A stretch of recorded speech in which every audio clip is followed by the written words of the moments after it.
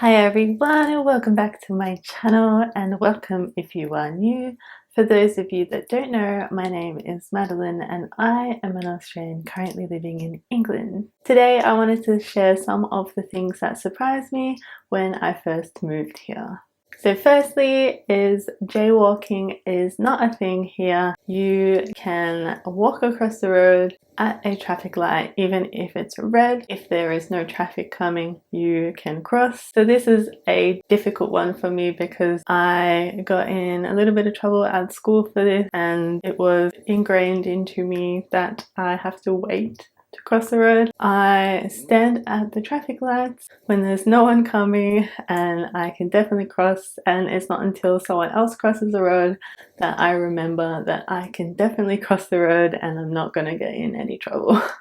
So also to do with walking, I haven't really noticed that there is a specific side of the street to walk on. When I first arrived, I was walking on the left-hand side and then I realized that you can walk any side of the street. So I'm used to passing people on the left-hand side. So the only place that I've seen that you do have to adhere to a specific side is in London in the underground.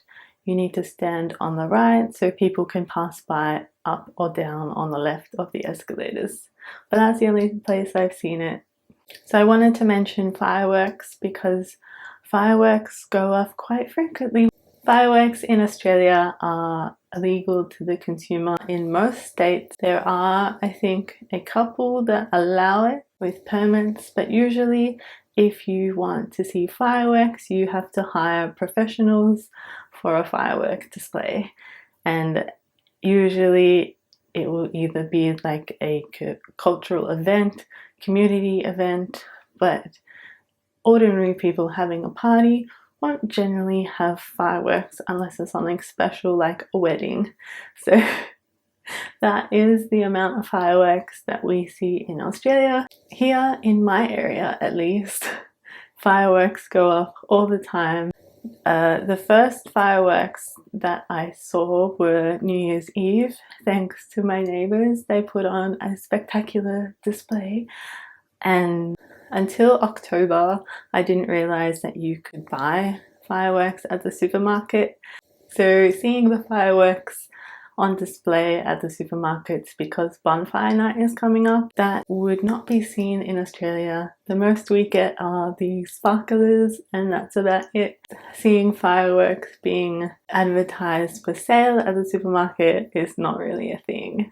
So I have mentioned this in one of my previous videos, but I will mention it again. Driving in the UK is so much calmer than driving in Melbourne.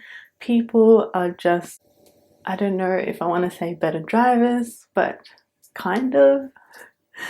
I know not everyone is a kind and courteous driver because I have seen the dashcam videos, but for the most part, and what I have experienced, is that people on the road are genuinely good drivers, and I find that drivers here tend to allow you to merge, and they also don't have a mentality of they have to be first.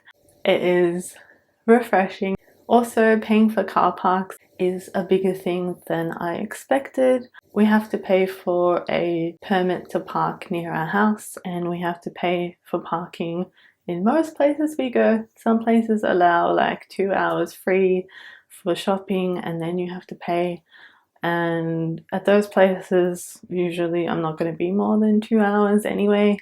But for the most part, paying for parking is more prevalent here. So the only times that I have to pay for parking back in Australia was if I parked somewhere in the city or parking at the airport. There is paid parking at the beach, but usually I would walk to the beach or I would park down a side street where it's completely free. Good thing is that the fees are quite low for the parking, so it's quite reasonable. So I was just surprised by the amount of paid car parks here.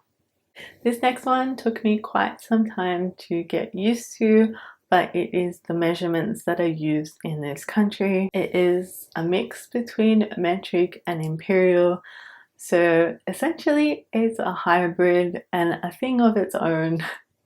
And I don't want to question things because I will just end up confused. So I have accepted everything is what it is, and I don't need to worry about trying to convert any numbers or try and learn the conversions because it's just not going to happen. And I know that weight is measured in stones, but your height is in feet. Your beer and milk come in pints. Your petrol is in liters, but you drive in miles. My brain has accepted that this is fact, and I'm not going to question anything. So those are just some of the things that I found surprising when I first moved. If you enjoyed the video, give it a thumbs up and subscribe to my channel for more videos of my life here in England. Thanks for watching. I'll see you in my next video. Bye!